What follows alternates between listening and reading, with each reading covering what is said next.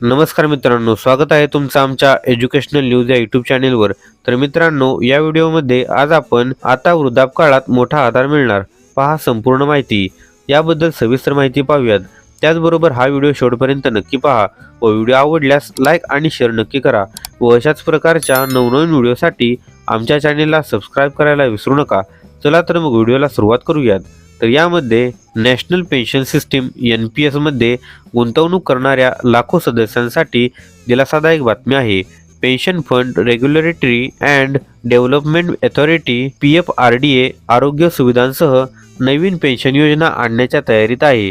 या योजनेत निवृत्ती बचतीसोबत वैद्यकीय खर्चासाठी स्वतंत्र निधी तयार करण्याची सुविधा मिळणार आहे। प्राप्त माहितीनुसार ICICI pension fund, axis pension fund आणि टाटा पेन्शन मॅनेजमेंट या 3 संस्थांकडून या योजनेवर काम सुरू आहे। यामध्ये पेन्शन उत्पादनांसोबत आरोग्य विमा किंवा आरोग्य सेवा जोडल्या जाणार आहेत। वैद्यकीय खर्चांसाठी 30% निधी राखून ठेवण्याची सुविधा। या योजनेत NPS सदस्यांना त्यांच्या पेन्शन निधीपैकी 30% रक्कम वैद्यकीय गरजांसाठी राखून ठेवता येणार आहे। या माध्यमातून वृद्धापकाळातील उपचार, औषधे, डॉक्टरांची फी आणि रुग्णालयातील खर्च भागविण्यास मदत होईल। अंशतः पैसे काढण्याची सुविधा। योजनेअंतर्गत आवश्यकतेनुसार वैद्यकीय खर्चासाठी अंशतः पैसे काढता येतील। ग्राहक त्यांच्या योगदानाच्या 25% रक्कम काढू शकतील।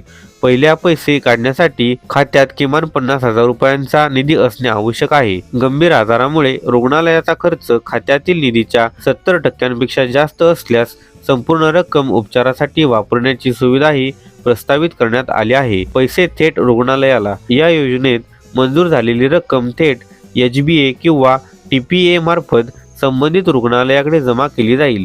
उपचारानंतर उरलेली रक्कम पुन्हा ग्राहकाच्या मुख्य NPS खात्यात जमा केली जाणार आहे। पायलट प्रकल्प म्हणून सुरुवात। सध्या ही योजना पायलट प्रकल्प म्हणून सुरू करण्यात आली असून इच्छुक NPS सदस्यांना ऐच्छिक स्वरूपात सहभागी होता येणार आहे। पुढील काळात देशभर टप्प्याटप्प्याने ही योजना लागू करण्याचा PFRDAचा मानस आहे।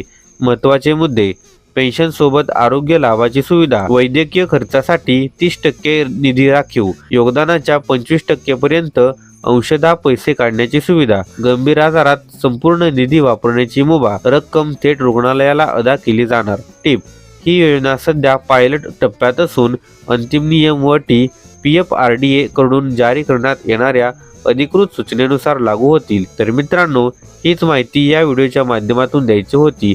अशाच प्रकारच्या नवनवीन व्हिडिओसाठी लगेचच आमच्या चॅनेलला सबस्क्राईब करून या व्हिडिओला लाईक आणि शेअर करा। चला तर मग भेटूयात पुढील व्हिडिओमध्ये। धन्यवाद। जय हिंद, जय महाराष्ट्र।